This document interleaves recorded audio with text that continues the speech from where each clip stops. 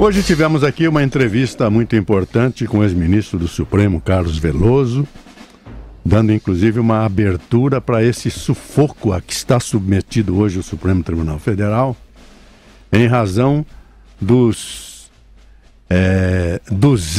320 inquéritos que lá foram encaminhados pelo senhor Janot. 83 ficaram no Supremo Tribunal Federal, em razão do foro privilegiado. 201 já foram enviados para as cortes inferiores, 7 foram arquivados. Mas, de qualquer maneira, disse o ministro Carlos Veloso, o Supremo Tribunal Federal não tem condição, nem a curto nem a longo prazo, de processar e julgar toda essa maçaroca de vergonha que envolve a política, a administração pública e até o empresariado brasileiro no campo da construção civil, das Odebrecht. Isso só com delação da Odebrecht.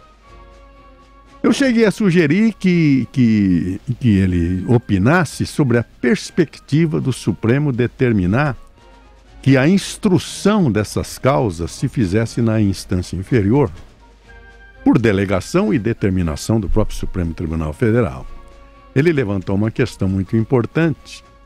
Existe no Código Penal e no Código de Processo Penal, que é o princípio da identidade física do juiz.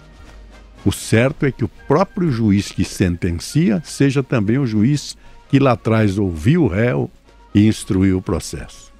Embora seja um princípio que várias vezes é deixado de lado, o juiz, por exemplo, quando ele vai para desembargador, na primeira instância, ele não volta para julgar o processo lá atrás. Ele é substituído e o princípio se estende ao juiz que substituiu. Mas ele deu a ideia de excluir o foro privilegiado, na verdade. Lembrou as emendas constitucionais que criaram esse foro privilegiado realmente para pegar os deputados nos seus delitos de opinião. Eu até estranhei porque depois as emendas constitucionais falam que, por opinião durante o mandato, o deputado e o senador, ele é irresponsável. Ele não responde pelos seus votos e pelas suas opiniões.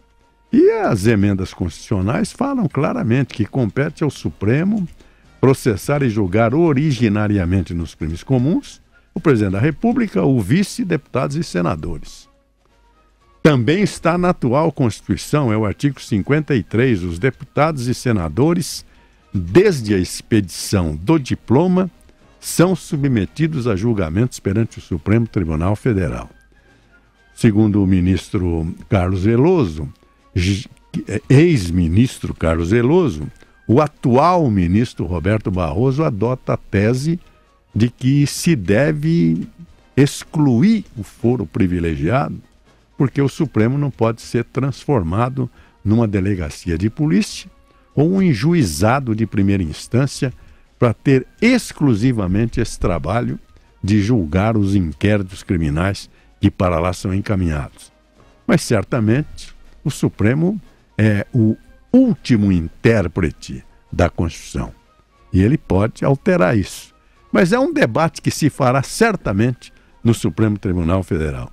O certo é que não há nenhuma possibilidade da mais alta corte do país processar e julgar em tempo razoável toda essa avalanche, na verdade esse tsunami de inquéritos policiais que envolvem a lavagem de dinheiro, a corrupção ativa e a corrupção passiva e as fraudes da administração pública brasileira. Bom dia, São Paulo. Bom dia, Brasil.